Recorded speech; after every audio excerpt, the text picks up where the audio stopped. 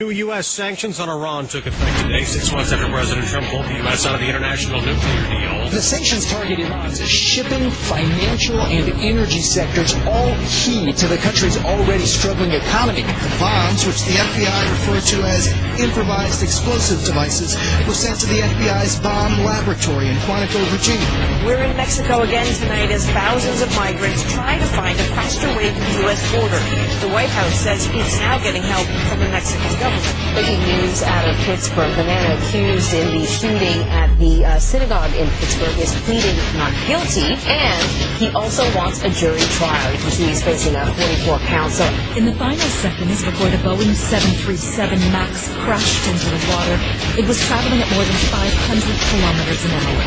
All 189 people on board were killed. You've now entered the House of Mystery.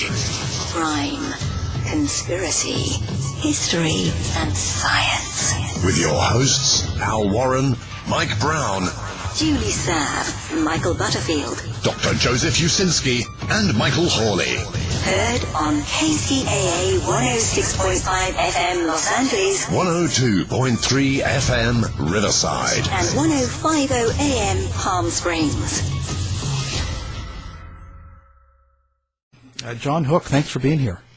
Great to talk to you, Al and Kevin. It's a pleasure, and I love your guys' work, so it's an honor to be on the show. Oh, well, thank you. I was going to say, of all the things you've done, I mean, you've been like Emmy Award winning, and you've just done so much for a long time. How did you get on to writing this book and doing the work with Bob Crane? And, of course, the book's called Who Killed Bob Crane, and it's the final close-up. You know, it's interesting because, like you, as you described, Al, I grew up with Bob Crane. I mean, he was part of my life for my whole life. First on the show when it came on, I knew my older brother was fascinated with it and thought it was hilarious. I was a little young when it first hit the air in 1965 on CBS. But by the time it went off the air, the last few years, I certainly was aware of it. And then it went into heavy, heavy rerun. This is why Bob Crane has kind of been part of our collective existence for 50 years now. I mean, he went into heavy rerun. You could find him every afternoon on some television. So he's been around and part of our life for a long, long time. And then when I headed off to college to Arizona State University, I ended up down here in the summer of '78. I happened to get here a month after Bob Crane was murdered in his apartment in Scottsdale. And my dorm at Arizona State was a mere 7 miles away from where Bob Crane was murdered.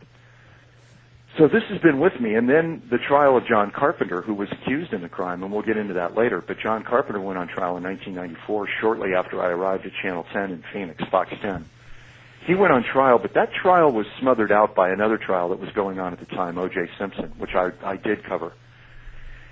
So I wasn't paying a lot of attention to the trial of Crane, and it kind of vanished in the haze of O.J. Simpson. It got lost a little bit in the shuffle. I think it would have been much more high profile had that not occurred at the same time frame. But at any rate, then I interviewed Bob Crane's son, Bob Jr., who wrote the foreword for my book, Who Killed Bob Crane. I interviewed him in March of 2015. And at the conclusion of the interview, I was just struck by a guy who's, now in his 60s, who still feels every day the pain and loss of his father, who he was very close to. The two were actually sharing an apartment back in California when Bob Crane wasn't out on the road. They were living together when he was murdered. And I just felt that loss, and I felt it was so terribly unfair that the family still had no definitive answers as to who killed Bob Crane. So after that interview, I was ruminating about it. I was marinating in this for several days afterwards, just thinking about it and how terribly unfair it is that they didn't have answers. And I can't tell you how it came to me. I kind of call it a aha moment, but I just thought, wow, is that evidence from the case still around, the blood evidence? And if we found it, if it's there, could we possibly retest it and get a definitive answer using DNA science, modern DNA science? Yes. Could we get a definitive answer about who killed Bob Crane? And that's how it started on this path. And the first person I called when I came up with this idea was Bob Crane Jr. And I said, "Are you sitting down? I've got an idea." And he said, "Shoot, what do you got?" I said, "Bob, I want to see if we can find the original DNA in the case and retest it." And there was silence on the phone. And I thought I defended him, frankly. And then I also thought, well, maybe it's already been done. He's just kind of sitting there laughing. Yeah, give me something I don't know. Yeah. But his answer back was, "Oh, my God. Oh, my God. Do you think that's possible?" And I said, "Bob, I think it is possible if we find it. But I want you to be okay with it. I want you on board. I want your support if we're going to do this. I won't do it unless your family feels it's the right thing to do." And he said, "Yes, do it, do it, do it." And he talked to his mom that night about it. We should talk about Bob Crane and his relationships. So Bob Crane Jr., his mother's still alive, and that was his first wife. That's right, Ann Terzian. Right, and now he ended up divorcing her after 3 kids, and he got a second wife who was on the show, wasn't she? Sigrid Valdis. She was the second Fraulein Hilda. The first one was Fraulein Hilga with a G. Crane also bedded her, by the way, and her husband, as Bob Crane Jr. told me, basically gave her an ultimatum: get off the show and get away from Crane, or I'm divorcing you. I'm leaving you. And she did. After a season, she was gone, and then Sigrid Valdis came in as Colonel Klink's secretary, buxom secretary, same kind of typecasting. And Crane ended up bedding her, too, and ended up marrying her in this case. Wow. So let's talk about that. What do we know about Bob Crane, and how did he meet that friend, John Carpenter, that ended up being on trial for it, even though he did get acquitted? That's right. I'm writing a blog right now that's on my website, whokilledbobcrane.com. I'm writing a blog about their relationship because Crane didn't have many close friends, male friends particularly. And Carpenter came onto the scene, introduced to him by Richard Dawson, by the way, who played the role of Peter Newkirk on Hogan's Heroes. So in the mid-'60s, Richard Dawson is friends with this John Carpenter, who was one of the first national video sales representatives for Sony Electronics. Now remember, home video at this time was industrial. The general public couldn't get it. They didn't even know it existed. But the well-heeled in Hollywood and around the country were starting to get their hands on this primarily industrial technology, and the idea that you could videotape television shows and save them, the idea that you could videotape home movies and keep them and play them on demand was fascinating. And so Dawson had been doing this with Carpenter. Carpenter had taught him how to use this equipment. Carpenter had taught a lot of famous people how to use this equipment. He claimed to teach Elvis Presley how to do it. He claimed to have taught the Smothers Brothers and Red Skelton and others how to use this technology. So the famous were getting their hands on it. Dawson introduced Carpenter to Crane on the set of Hogan's Heroes, and Carpenter and Crane strike up a fast friendship, fueled primarily by their love of electronics, Crane's love of photography, and their mutual obsession with women and picking up women. Well, and there was also rumors that Richard Dawson and Bob Crane didn't really care for each other. Do you think that's true? Oh, it's absolutely true. Yeah, no question about it. When Hogan's Heroes, when the script came to Bob Crane was pretty new in the television world. He'd had guest shots on Donna Reed, the Donna Reed Show, the Dick Van Dyke Show. He was getting some work, but he had never been cast as a lead character, and he was looking for that break. And it came in the script of Hogan's Heroes, which he thought was brilliant. But Dawson was much more accomplished on television. And when the script came to him, he thought he should be Colonel Hogan. And they said, "No, you're a British guy. That's not going to work." Oh, wow. But Dawson really harbored that resentment that he was kind of second banana. He didn't like that. He felt he should have been the star.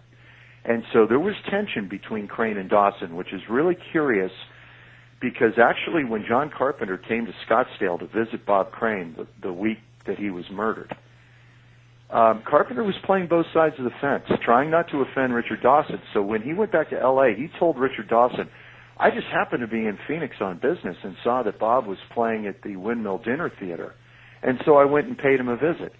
That was a total lie. John Carpenter had planned with Bob Crane to meet Crane out on the road in Scottsdale. They made arrangements to fly him in, and Crane picked him up at Sky Harbor Airport when he arrived that Sunday before Crane's murder. So they were in cahoots together, but Carpenter's trying to play both sides. He wants Dawson as a friend, he wants Crane as a friend, so he's navigating this tension that existed between the two. Just amazing. So let's talk about the day of the murder. Like, what exactly happened? Can you paint the picture of that? Yes. As would be typical, Carpenter would tell his employer by that time, in 1978, it was Akai Electronics. He had left Sony. He would go out on the road ostensibly for a business trip, quote unquote, but it had nothing to do with business. Carpenter would go out on the road and meet Crane in the various cities that Crane was playing dinner theater. By this point, Hogan's was off the air. Crane was playing dinner theaters to pay the bills. He was playing in a production of Beginner's Luck that he largely directed, produced, and acted in, a 4-person play. It was here in Scottsdale for a 1-month run. Carpenter comes to visit him in Scottsdale strictly. There was one afternoon of very minor business, but that was it. He visited a video shop up in North Phoenix. It still exists, actually. He comes in, and he and Crane cat around every night trying to pick up women and go back to their usual thing. They're actually having a string of bad luck together. Crane is having sex with women on his own, but he and Carpenter together are not making any headway during the trip to Scottsdale. There's evidence that at this point, Crane was becoming tired of Carpenter hanging around. He didn't need Carpenter's video expertise by this time because Crane had become an expert himself in this technology. It had become easier to operate, and he knew how to do it. He didn't need this guy hanging around. He even told Bob Crane Jr., his son, before the trip to Scottsdale, quote, Carpenter's becoming a pain in the ass. He's a hanger-on. I need to make changes. There's evidence that he was going to break off this relationship or at least try to create distance between the two. Carpenter comes into town, they cat around, they do their usual thing, but on this trip, and this is very interesting, Al and Kevin, Carpenter usually stayed with Crane in his 2-bedroom apartment provided by the theater, but on this particular trip, Carpenter is booked in a hotel down the street from Crane. Crane is, again, it looks like he's trying to emancipate a little bit, get some separation from this guy. Doesn't want him hanging around the apartment all the time. It made him uncomfortable. So you have this kind of fissure starting to break. And then the night/morning of the murder, which would have been the night of June 28th going into the early morning hours of June 29th, 1978. Crane performs in his dinner theater. They get done with the dinner theater. They get out to Crane's car. They had gone together in Crane's car. They get out to the car, the Monte Carlo, and the right rear tire is flat in the parking lot, the darkened parking lot of the Windmill Dinner Theater. Kind of suspicious on the night he's murdered later, hours later, that he had a flat tire.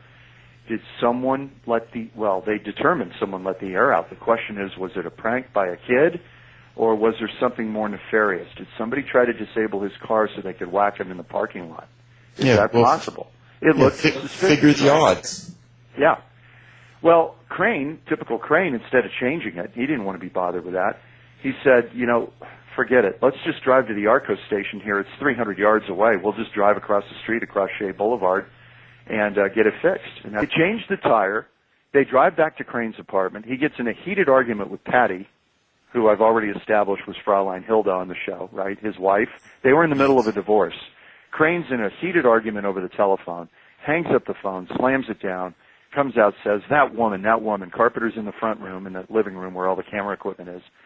And Crane is fuming. He goes, let's go find some music. Let's get out of here. So they go out to Scottsdale and start to try to, see if they can weave their magic and pick up women.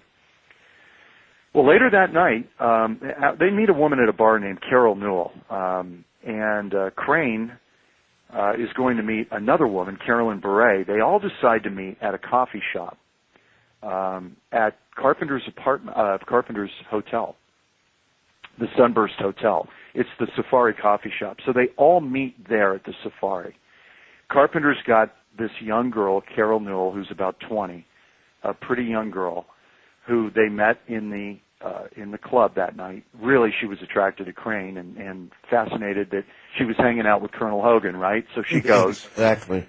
Crane doesn't have anybody that he met, so he calls Carolyn Bray, who he had been trying to date and trying to bed for the last week or two in Scottsdale. He never did. But he calls her and says, we're going to the Safari coffee shop. Come meet us. It's about 1 a.m. now by this time. All 4 of them sit there. They gab about videotape and, usual stuff that Crane was interested in. And they part company. Carpenter walks out in the parking lot. The 4 of them walk out, kind of separated by a little bit of distance. And Carpenter takes Newell back to his hotel, the Sunburst. They roll around on the bed for a little bit. She says, listen, I got to work in the morning. I got to get up. I got to get out of here. And Carpenter actually, as a gentleman, says, okay, he didn't push it. He drove her home.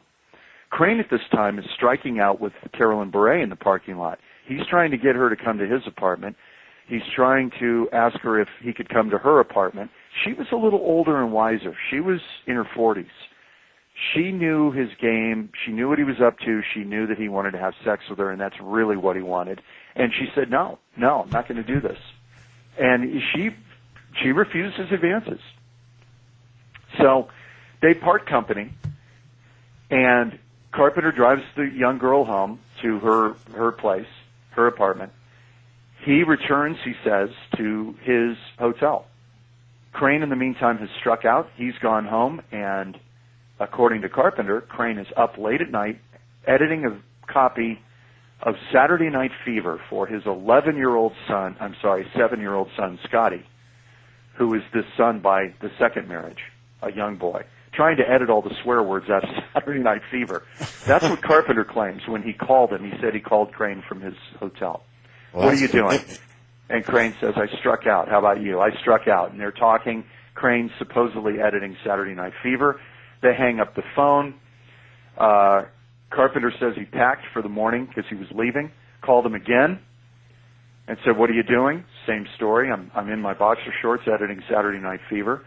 It was discussed during these 2 conversations that Crane was not going to take Carpenter to the airport that morning. That had been the plan. Crane was going to take Carpenter to Sky Harbor, send him off to L.A., and then get back to his business. Somehow that plan changed. Carpenter ended up driving himself to the airport that morning. The question is why. Was it because they had made different arrangements, or was it because his ride had been murdered? Maybe at his hands. So Carpenter does take a cab to Sky Harbor, gets back to L.A., and Crane's body is discovered about 12 hours later. Now it's important to say that in that car, they found blood and also brain matters, from what I understand. That's right. They found, if you believe investigators, they found both. But one of those is a little bit in doubt, and I'll explain. After Carpenter leaves town, Carpenter had rented his own car because, remember, he wasn't staying with Crane on this particular trip. They had changed the arrangement. So not only did Carpenter have his own hotel room, he had his own car. So he had rented a 1978 Chrysler Cordova, blue on white. In that car found a day after the murder. They tracked it down. Police tracked it down after they became a little bit suspicious about this John Carpenter guy. They tracked down the car, and when they searched it, it had blood stains on the right passenger door. 7 smears, smudges, or streaks of blood. The passenger door? Yeah, this is on the passenger side. Okay. Nothing on the driver's side, curiously. Nothing on the driver's side. Well, that's what I'm doing. I'm trying to put it all together in my mind as you say it. Exactly. Why would it be on the passenger side but not on the driver's side if John Carpenter's driving the car? It's interesting. So they find the blood. It's not a lot. I mean, I don't know if you've seen the pictures of it, but we certainly, when we dove into the evidence again, we've got all the photographs of it, and it's fascinating. It's not a lot of blood, but there was one pronounced streak on the very top of the door on the vinyl, blue vinyl. It's impounded. DPS, our state police agency, does the testing. It comes back type B blood. Any guesses what blood type Bob Crane had? B. Type B. Found in only 9% of the population, a very rare blood type. So now you can imagine Carpenter propels to the top of the list of suspects. He's one of the last guys to see him.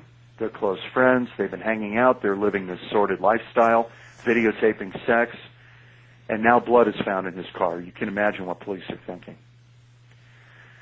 So they interview John Carpenter. They fly out to L.A. to interview him. Where's Carpenter? Carpenter's not at his apartment. He is staying with Richard Dawson in Beverly Hills. But Carpenter doesn't tell police that. Carpenter tells police, I'm at my mother's house 70 miles away. It'll take me a while to get back, but I'll come back and talk to you. But he's actually staying that weekend after he returned after the murder to Richard Dawson's place. That is such an interesting move, isn't it? Yeah, it is. Because did he think, possibly, it could be completely innocent, by the way, because the people who believe John Carpenter's innocent say, this is just an innocent guy who was hanging out with his buddy for the weekend. But it does provide a little bit of a buffer from police. Here you've got a celebrity. It makes it a little bit tougher. They have to tread a little more lightly. That's what investigators think, that he went there as kind of a cone of safety from the cops. Make it harder for them to find him, and then if they found him, you'd have this Richard Dawson star thing where they'd have to tread very lightly, right? Yeah. Well, why did he feel he had to lie to the police that he was at his mother's? My guess is he didn't want to get Dawson involved. He wanted to keep Dawson out of it, and maybe Dawson told him, don't tell him where you are. Don't tell him where you are. I don't want to get involved in this thing. There are theories about whether Carpenter may have talked to Dawson about what happened in Scottsdale, if in fact he had killed Crane. That is in doubt, by the way, whether Carpenter is the killer. Police became very focused on John Carpenter. The issue with the blood that's interesting, and then you mentioned the brain speck in the car, tissue speck. The tissue speck was not discovered until years later when they got ready to put Carpenter on trial. A guy by the name of Jim Raines, who was a former Phoenix police investigator, got involved in the case. The Maricopa County Attorney's Office brought him in as a very good homicide investigator to reopen this case and take a fresh look at it. When Raines started re-examining this case in the 90s, because Carpenter never was brought to trial or charged early on, they just didn't feel they had enough evidence. Yeah, no one was. So no one was brought in. It was a cold case. And then they decided to reopen it around 1990 with the new prosecutor down here, Rick Romley. So Raines comes in and starts investigating the case. He says, I want to see the pictures from that Cordoba, the photographs. I want to see the evidence photos. They could only find 6 photos of the car. I mean, this is the linchpin of the case, and they can't find the photos. He's like, they had to have taken more photos than 6. This is ridiculous. He starts moving heaven and earth trying to find these photographs because he believed there had to be more photographs. They finally located them in a DPS storage locker. And when they find them, it's a roll of 21, not 6, but 21. And an investigator early on had gone through the pictures and determined what he thought was important and germane and discarded the rest. When Raines said, I want to look at all of them, he looked at them, and in one of the pictures, not only is there blood on the door, but there's a speck of something on the door. He's like, oh my God, that's tissue. What the hell happened to that photo? Well, the guy who didn't know any better had discarded it. He just didn't think it was important. He didn't think it was anything. Raines is looking at it saying, this is a smoking gun. He starts going to pathologists and getting professional opinions. What is in this photo? The pathologists all agree. That is adipose tissue, fatty tissue from under the human skull. That's what they believed it was. Oh, wow. Now, if you've got brain tissue in Carpenter's rental car and blood matching the victim's blood type, I think you got your guy. It's great they've got the photograph. but they couldn't find the vial that had the tissue in it. Either it was never collected, which is what Dennis Borkenhagen, one of the Scottsdale investigators, told me. He thinks they flicked it off the door and didn't realize the significance. Other people think it was collected, put in a vial, but lost, misplaced in the 16 years between the murder and the time John Carpenter finally went on trial. And that was a killer with the jury. Because when Carpenter was finally brought up on charges, largely because of that photograph, that was really a key. They said, we've got human tissue. That's what they said at first. We've got human tissue in the car, evidence that the former prosecutors didn't have. Well, they only had a picture of it. They didn't have the actual tissue. And to the jury, and in my book, Who Killed Bob Crane, I spend a lot of time talking about the jury foreman, Michael Lake, who described to me in detail, and it's fascinating for readers, what went on in that jury room. Jurors who said, this guy did it, but we can't prove it. We don't have it. There's reasonable doubt. You've got blood type matching Bob Crane, but we don't know for sure that that's not type B from somebody else. We've got this tissue. It's a picture. It looks suspicious, but we don't have the actual tissue. Mm-hmm. And in fact, the judge gave the jury a Willits instruction going into deliberations saying, if the prosecution presents you with something that they don't actually have in their physical possession, you can disregard it. And that's where they were. The jury felt if they could have proved that that blood was Bob Crane's, not just type B, but his, they would have convicted him. But they didn't have it. And because Michael Lake was a former Marine, a by-the-book, by-the-rule guy, he was a very important figure in John Carpenter's acquittal, I believe, because he kept the jury on task. And he said, you can't go with your gut feeling, you've got to go with facts. And so they acquitted John Carpenter in 1994. The case went cold until we got back into it, dove back into it, and thought maybe we can prove what the prosecution could not 20 years later. That's how I got involved. The blood being on the passenger side and the murder weapon, because I know they're connected. Well, police believed as time went on, they weren't sure what killed Bob Crane. They knew he'd been struck twice violently in the skull. And I want to let your listeners know this, by the way, because all of this is on the website, whokilledbobcrane.com. I compiled the crime scene photos and, more importantly, police video, never before seen, of the inside of Crane's apartment and Crane's lifeless body lying in that bed with the cord tied around the neck, and the medical examiner cutting that cord from his neck. It is forensically fascinating and critical to understanding the book, because if you're reading the book, you can go to the website and look at some of this, diagrams of the apartment, the crime scene photos and the video, which give you a better sense of the inside of the apartment. It's kind of hard to do in a book sometimes. I included pictures in the book as well, but it's nice to have the website to augment that. At any rate, police, as time went on, they knew Crane had been struck twice violently in the head, caved his left side of his head in with a blunt instrument.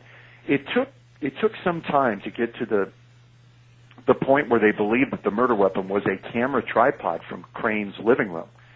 Crane had two Kwikset Jr. tripods.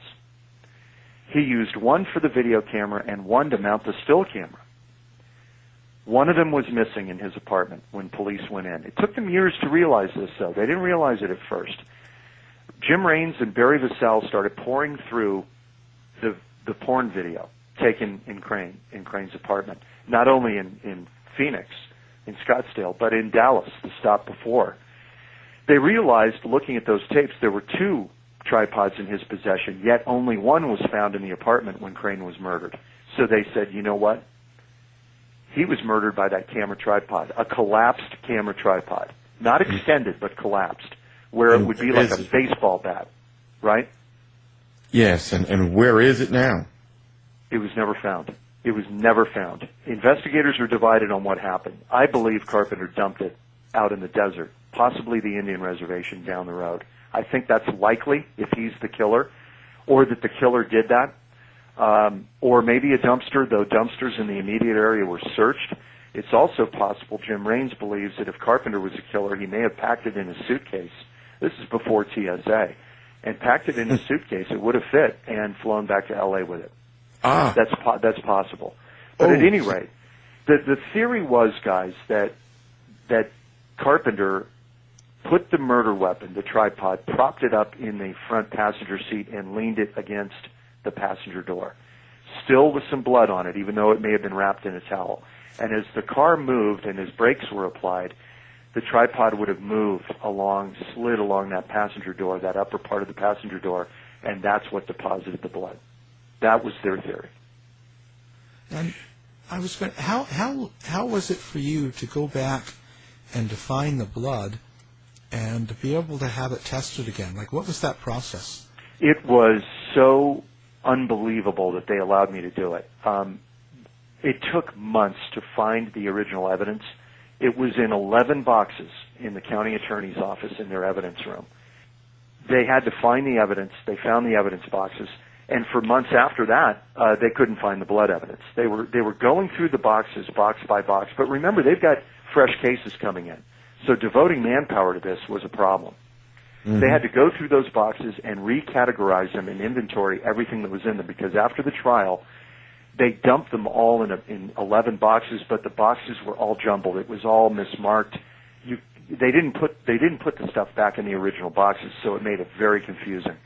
So one of the guys, Mike Meislich, down at the county attorney's office, he was the guy tasked with going through it and categorizing it and inventorying everything. And he finally found the vials of blood and DNA samples from the car. And that's what we sent off to Bodie Cellmark Forensics, which is the same lab in Lorton, Virginia, that did O.J. and John Benet Ramsey and Bob Crane early on in the late 80s and early 90s before Carpenter went on trial. Everything that they did DNA-wise on Crane at that time, Crane and Carpenter, came back inconclusive in Carpenter's rental car. So we had to find this stuff. We finally located the vials and then treated it as any other cold case.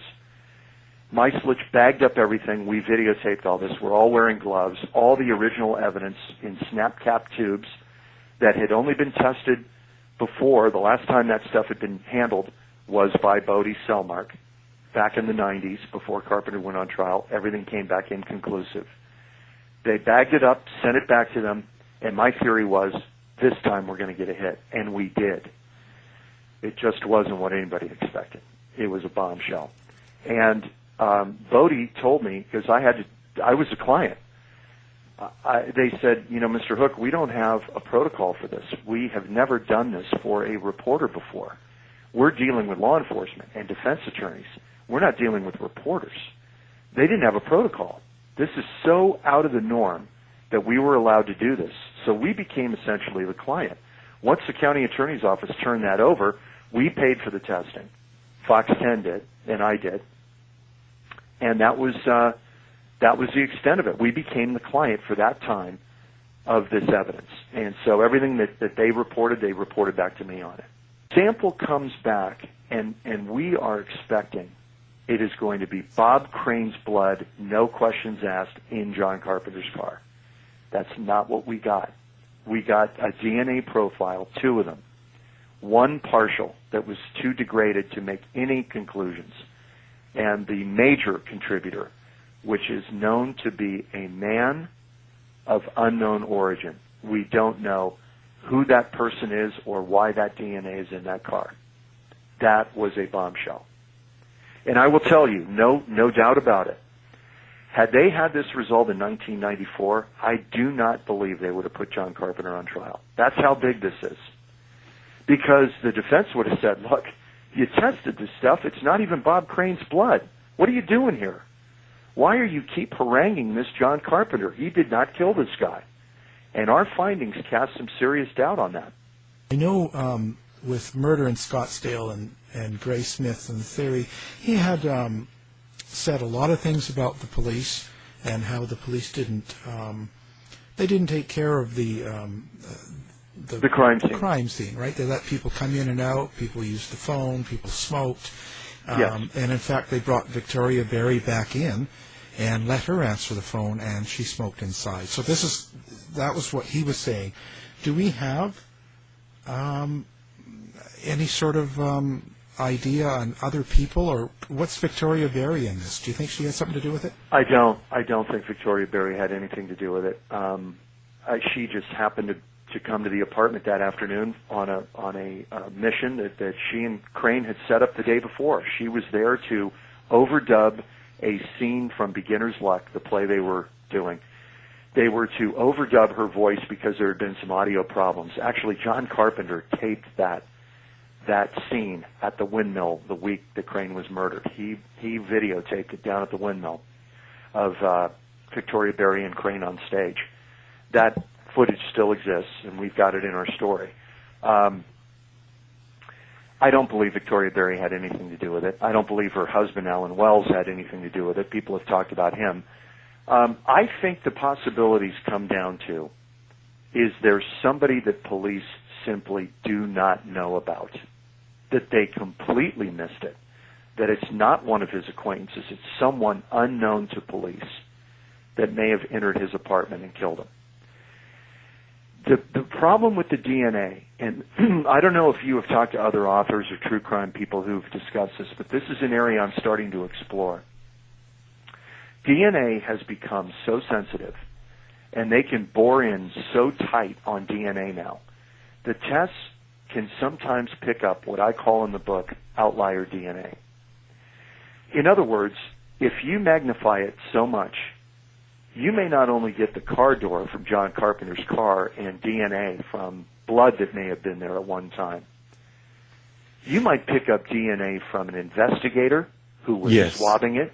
You might get DNA from the guy at the factory who assembled the car door. This is the problem now with DNA. It's actually complicating some things in certain cases, because you can pick up things that have nothing to do with a crime that lead police and investigators down dark alleys that are going nowhere.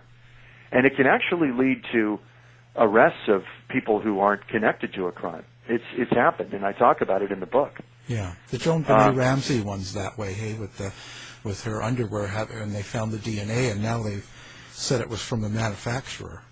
This is it, exactly. And I think there are some parallels, frankly, guys, between the Crane case and the Jean Benet case. You're getting DNA, but what does it mean?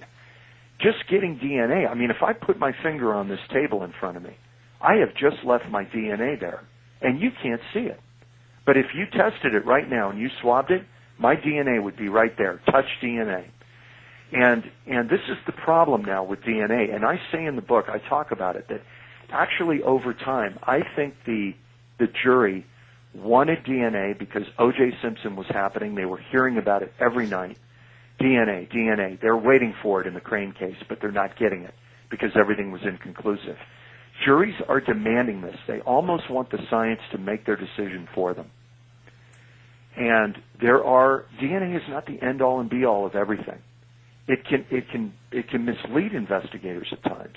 It's a great tool, but there is a reliance on it and an expectation, the CSI effect, that you're going to have it, produce it for the jury, and the crime is going to be solved in 30 minutes in an episode of CSI. Yeah. It's not that simple. Yeah, you're going to get a DNA match in like 10 minutes. And it's going to be over. And to compound things even further, in a case like this where you're going back and getting old DNA, true, everybody is leaving DNA behind, but at this point it's too late to go back and get elimination samples. Well, we had the elimination samples because I've got pictures of it in the book, Who Killed Bob Crane, and it's on the website, whokilledbobcrane.com. I actually, with gloves, have handled a vial of Bob Crane's blood, taken at autopsy. We had Bob Crane's blood. They took, I believe, 2 vials, but we had in evidence 1, still in liquid form. Can you imagine? Taken the day after his murder at his autopsy. I've got it in my hands. It's sloshing from side to side, crimson, red.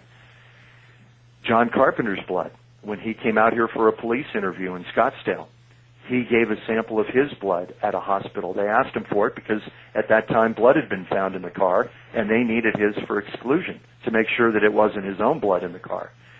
So we had exclusionary DNA. We had samples of blood from both Crane and Carpenter, and the blood sample, well, the DNA sample, and I'll clarify that. The DNA we got back from Carpenter's rental car from what once was a blood stain came back not Crane, not Carpenter, an unidentified male unknown. It's fascinating.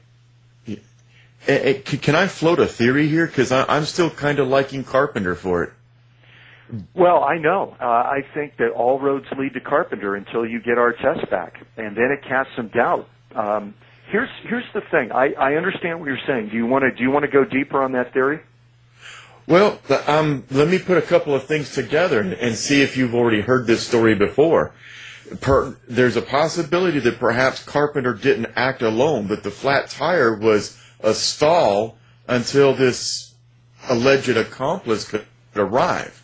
Now he's got a little bit of an alibi because he was up making time with the ladies up in the apartment. He strikes out. He leaves, kind of conveniently. Next thing we know, Bob Crane turns up murdered, and Carpenter is running off to Dawson's. And I have to kind of agree with you. Maybe he had that tripod with him, with an accomplice. They head off to, the airport, head off to Dawson's.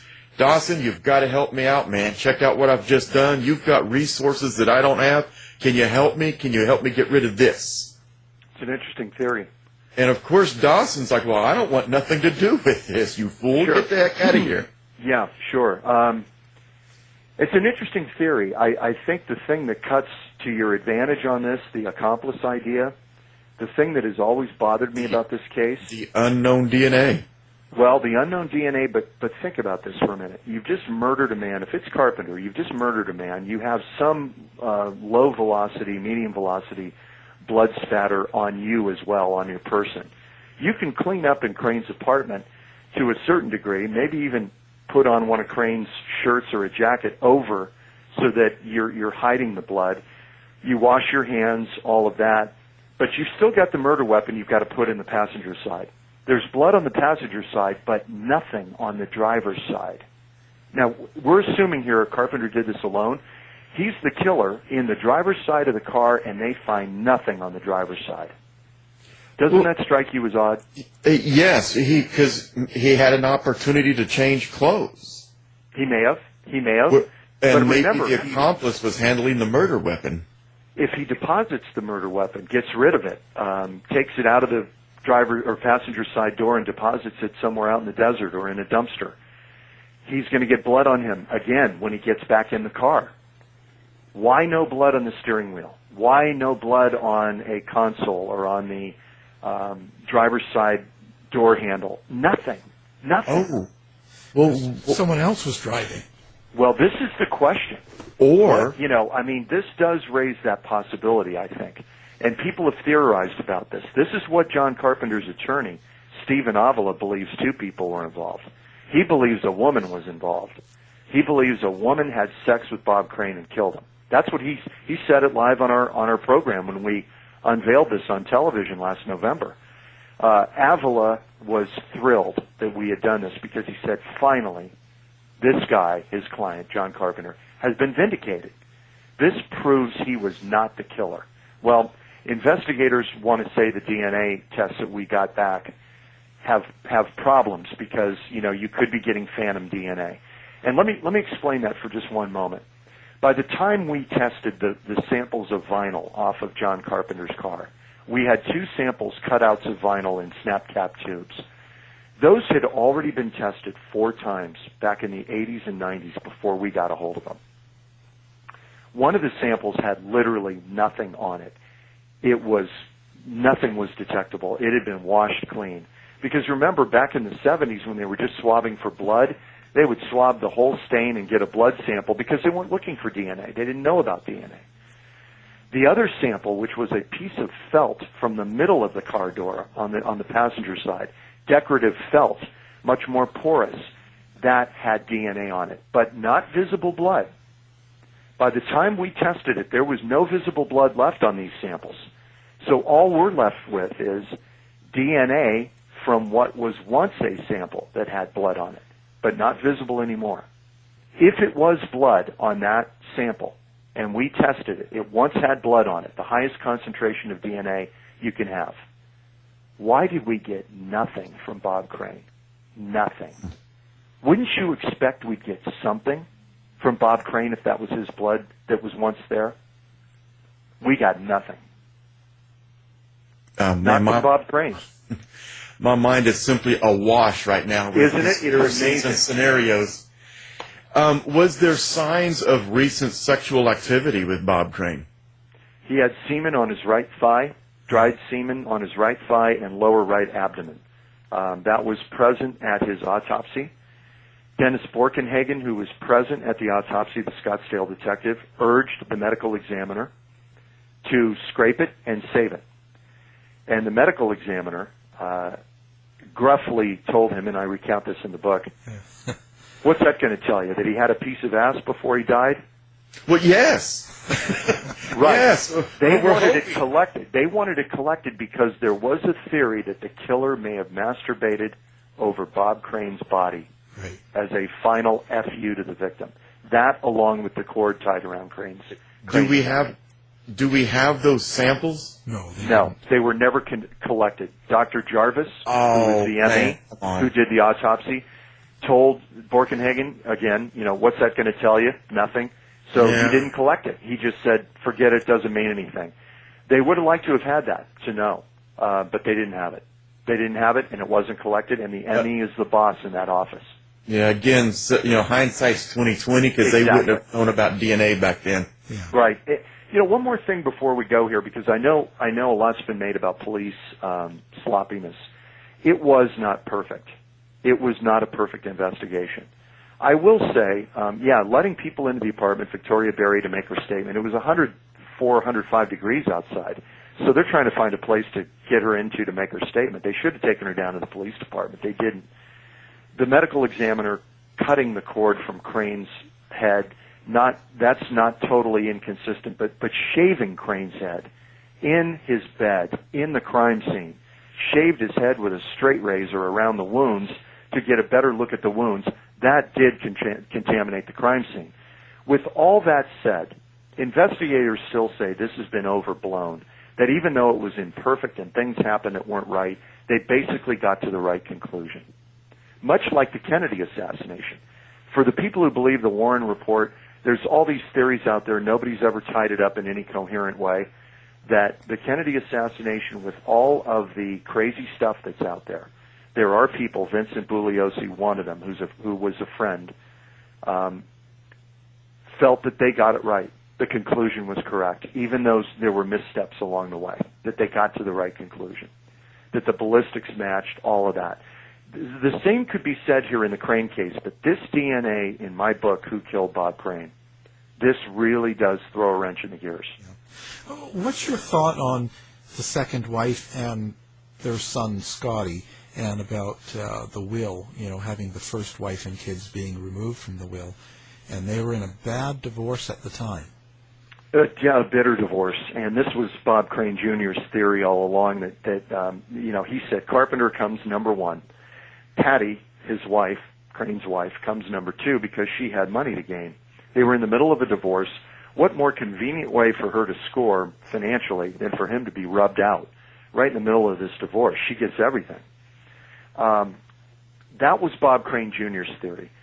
Police records, phone records, flight records, all of that shows that she was in Bainbridge Island, Washington when the murder happened. Remember that she and Crane had a phone conversation that night. The phone records back that up. They had spoken that night. She was in Washington on vacation with her son, Scotty. So she would not have had the opportunity to kill Bob Crane because she was too far away and there was no way she could have caught a flight down here. There weren't any. Did she put somebody up to it? People have said, could she have put Carpenter up to it? Carpenter and Patty did not get along. She did not like John Carpenter at all because he was the source of all evil in her mind for her husband. He was the one, catting around and causing Bob to do all this crazy stuff, or at least aiding and abetting. So she didn't like Carpenter at all. The idea that she would have suddenly befriended him and tried to get him to do this just doesn't make sense. Did she hire someone else? There's just no evidence of it. Because he was going to become very, very wealthy in a matter of a few years after his death. You know, I think they felt there was some money to be made, but I don't think anyone in their wildest dreams, Al, thought that Hogan's Heroes in rerun was going to be so wildly popular. I mean, that show just got airplay for years. The guy who cashed in was Sumner Redstone, was with Viacom. That's the guy who really cashed in. I think they made $90 million off that at the end through reruns. Yeah. They still play it. I watched an episode of it last week. I know, and I got to say, for me, it's bittersweet when I watch it. It's still brilliant. It's brilliant comedy, but I have to suspend the visuals I've seen of Bob Crane's battered head and knowing all the dark side that was going on. Beyond all that, though, it's important to say, for his kids and those in the family, he was just beloved. I mean, when he was at home, he was all in and was a really good father by all accounts. The kids adore him. So he was like a lot of people. The side you see publicly and the dark side. Yeah. I don't even look at it as a dark side. I just think that's who he was, and that's what he needed to exist, to be Bob Crane. Right, and some say he was ahead of his time. I mean, this was the celebrity sex video before Paris Hilton, before Pam Anderson, before Kim Kardashian. Oh, the list goes on. The only difference being that Crane never intended for these to become public, and some say he would have been mortified that they were becoming public because he knew that this would be career suicide if this ever got out. I mean, he wanted to be Jack Lemmon. That was his idol. He wanted to be the next Jack Lemmon. Yeah. And he was kind of on that track. When Hogan's was rolling, it looked like the sky was the limit for Bob Crane. But this addiction to pornography and sex and all of the stuff he was doing, it really kind of undercut what he was doing professionally. Disney, among others, caught wind of it, and it was hurting his career. It was definitely hurting his career. Yeah. And, and his son made it public, right, Scotty, for a while. He did. He did a pay-per-view site where you could watch Bob Crane's porn. I've seen a lot of it because it's in evidence. It pretty much depicts the same thing. He compliments these women. They agree to take their clothes off, starting with their bra and their panties. He is working it and complimenting them and telling them how beautiful they are, and it's very light. And these women, by the way, all knew they were being taped. This equipment back then looked like it fell off the Soyuz space capsule. It's big, bulky. You couldn't miss it. And he had it all lined up in the living room with the TV facing the couch. You could not miss that this stuff was on, and the women I've seen are mugging for the camera. They're enjoying it. They're smiling. They're having a great time. So this idea that he was surreptitiously videotaping these women is nonsense. That did not happen. The only exception would be if they were too drunk to give actual consent. That is possible. But generally, they all knew they were being taped and agreed to it. The book is called Who Killed Bob Crane? ? To order the book, the best way to do it, I think, is to go to the website whokilledbobcrane.com. So it's the same title, whokilledbobcrane.com. But on that website, crime scene photos and video, never before seen, diagrams of Crane's apartment, the police diagrams. It gives the reader and somebody interested a real look at the evidence in this case. This is really a forensic journey. It's going back through the forensic evidence in the case, and we went through all of it. And it is like opening a time capsule into Bob Crane's world circa 1978. Again, our guest has been John Hook, the book, Who Killed Bob Crane. Thanks very much for being on the show. I've really enjoyed it. I really enjoyed it, Al. Kevin, thank you very much for the opportunity, and keep up the good work. To find out more about our show, guests, or to listen to past shows from our archive, please go to www.houseofmysteryradio.com.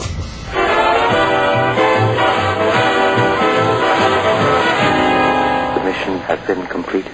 The end! By George, he's got it! It is the end! I'll say it. If you're lying to me, I'll be back. This has been a production of Something Weird Media.